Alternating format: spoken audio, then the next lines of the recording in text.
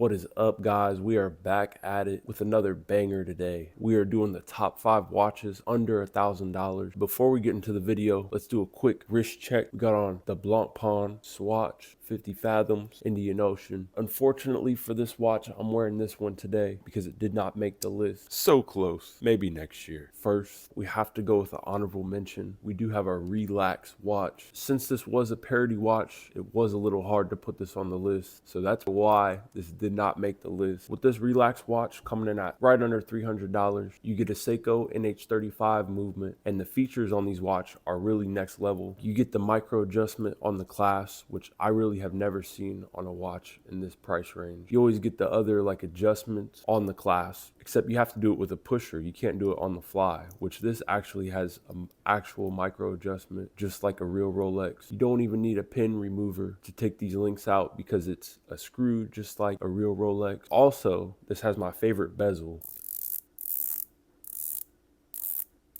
And the Relax has a screw down crown as well, which means you could actually swim with this watch. But honestly, just the quality on this bezel and with like the Mercedes hour hand, that's really why I love wearing this watch. And it does actually look like a Rolex, and I love the parody, the Relax, it's not what you think aspect about it. That isn't everyone's cup of tea. If you aren't a huge fan of the Relax, Rolex homage, whatever you want to say, then I also was going to include Seikko 5 Sports SKX. I've got it in a gold band with the blue dial, and I've also got the chocolate dial with the two-tone band. These are pretty much diver watches. They're the same style of watch as the Relax, and they both have the same movement in it as well. The Relax has a Seikko NH35. These have a Seikko NH34. The only difference is this has a day function. Some aspects I do like better about the Seikko is I feel like it has a lot better finishing to the watch. That is also a reason why I do like the Relax for an everyday. It doesn't have super high polishing. It's all brushed. Scratches are a little less noticeable on the Relax, and they do have a lot of options for the bands as well. You get an oyster with the Relax. For the SKX, they kind of have Seiko's version of like an oyster. If you guys do prefer the GMT, you could also go with the GMT. This is pretty much the same watch. It's an NH36, except it has the GMT function bezel, and this one also comes with the Jubilee bracelet. This is pretty much a poor man's Rolex. The Seikko 5 Sports SKX will come in at right under $400, and then the Seikko 5 will go all the way up to $500, but you can find all these watches discounted nowadays, especially on Amazon. Now let's get into number 5 on the list. I'm probably going to get a lot of hate for this. Just hear me out, guys. So coming in at number 5, we got the Omega Speedmaster. This would be higher on my list, but the bioceramic, I know not everyone wants a plastic watch, and it's a quartz watch as well. Being under $1,000, you don't have a whole lot of options for a chronograph. See, the chrono is now my favorite function in a watch. I do use the tachymeter a lot, and it is very accessible. You can just press one button and you can start timing anything. I really just use it as a timer. Like, it's got a 60-minute timer on here. You get a whole bunch of options with these. They're very versatile. You get the Omega name, and it only comes in at $300, and with it just being the most useful function, that's why I had to put it on my top 5 list, because I do wear these watches probably the most. You can still wear the bioceramic with like some sportswear clothes. You still get a lot of people that stop you. I feel like this is probably the best conversation starter out of all my watches. That is at least one positive that will always go for it, that watch connoisseurs will always have in common. I don't think you can find another chronograph for $300. If you guys aren't a fan of the bioceramic, you wanted more of a stainless steel, the Seikko speed timer, still a quartz movement, but it's eco drive. You don't have to worry about changing the battery. The sun will charge it for you. If I was going to go with any chronograph under $1,000 that isn't an Omega, that is the one I would go with, because you really can't find an automatic movement chronograph under $1,000, but that one does come in at about $700. Coming in at number 4, we're going to go with the Seikko Cocktail Time. So this watch comes in at $450, but honestly, I found this watch for $300 on Amazon. You can get it for a lot cheaper. For the value of $500, you get one hell of a watch here. The reason I really put this on the list is because this is my favorite dress watch. I was trying to keep it a little versatile and get a few different types of watches on the list, but when it comes to dress watches under $1,000, this is definitely the winner right here. The dial on here is just insane, and they make so many different types of dials. These are all modeled after different cocktails. That's why it's called the Cocktail Time. This one here is the Mojito, so you get the 2 different shades of green. The finishing on this is some of the best finishing I've seen on a watch, with a nice domed hard plex crystal. It's got a beautiful crystal, beautiful hour markers, and that gold second hand is really what does it for me for this watch. It's just so smooth, and the gold sweeping across the depth of the dial just looks fantastic. And then you got the 20mm band and the open case back as well. I do actually really like this strap. It's got the clasp on it, which is a wonderful touch to the leather strap. Coming in at number 3, I put my Hamilton Khaki Field. This is a 42mm dial. You get a nice field watch. I put it on here because it is so versatile. It is a field watch. This also does feel pretty dressy and like classy, especially with the black. It's a very subtle and classy watch. Even though it is a field watch, I feel like you can definitely dress this up a lot. You can also wear it rugged. I just feel like this is one of those watches that would just fit any situation, especially if you have a few different straps for it. I got my more sporty strap on it. You know, this is from Hamilton. It's got the clasp on there as well. I feel like it goes with the watch perfectly since you have the undertones of red, and it's got the red second hand on there as well. I do have a whole lot of bands that would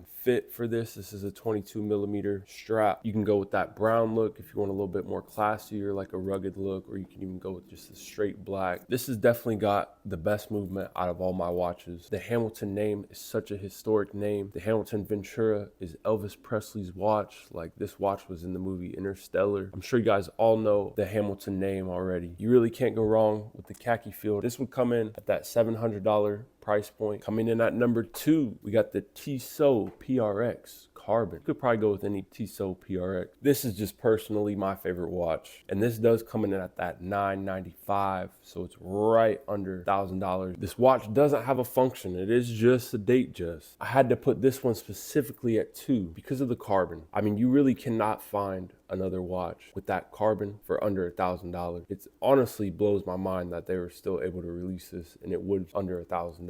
You really only see the carbon on watches like a Zenith, which that is why I had to put this so high up on the list, because of the value you are getting for this watch. Everyone likes to hate that Tissot has silicone in their movement, but this one does not. That is the difference between this and a regular PRX. This one has an all stainless steel movement in it. It goes from 8 ticks per second to 6. So this does have a less smooth sweeping hand, but you really can't tell the difference. You know, I had to upgrade mine and put the crocodile leather strap on there. And that is just one of the things I do love about the PRX, is how versatile it is. You know, you could go with the rubber strap, you can go with the leather. That is one of the positive things about getting a stainless steel PRX, is you would get that classic integrated bracelet. The gradient one here would be my favorite, Powermatic 80 PRX. And then you would also get that stainless steel integrated bracelet. That is what the PRX is known for. This is definitely my favorite watch in my collection. Last but not least, coming in at that number 1 spot, I don't even have the watch, but this is on my to buy list. I'm really looking at getting a Christopher Ward. One of the C60 300 lines would be coming in at my number 1 spot. With that, you could even go with the Trident Pro, or even have the Atoll, which I honestly like the color on the Atoll better. It's really just whatever you guys are looking for. I do like the bezel a lot better on the Trident Pro, because you get that ceramic bezel versus the steel. If only they had like a blue ceramic on the Atoll, then that would just be phenomenal. I would buy that one right now. Coming in at $910. It's a little bit cheaper than the PRX, but I think you honestly get a lot more features since it is a diver watch. You would be able to swim with this. You get the screw down crown, you get the micro adjustment on there. It amazes me that you can get a Christopher Ward for under $1,000. They use a Sellita SW200 movement in this line of watches, which you would be able to find in an Oris watch. And they also have a version number 2. The watch would definitely cost a lot more. You'd be looking in at like the $1,400 to like $2,500 range if you wanted a cost certified movement, but they are all the same movements, just they don't pay to certify them. You're pretty much getting a cost certified movement in a watch that's under $1,000. They just don't spend the money to get it certified. Now, if you want that, you can spend the extra $500 and get a watch like that, but you really don't need to, because you do get the same movement in there, which would be on par with watches like Tudor and Rolex for a fraction of the price. You could even go with the C65 if you guys did want to do a little bit more vintage one. I'm really having trouble trying to decide between these 3. Also the 12. They do all come in 3 different sizes, so if you wanted something a little bit smaller, you can go with the 40mm, or they even have a 41mm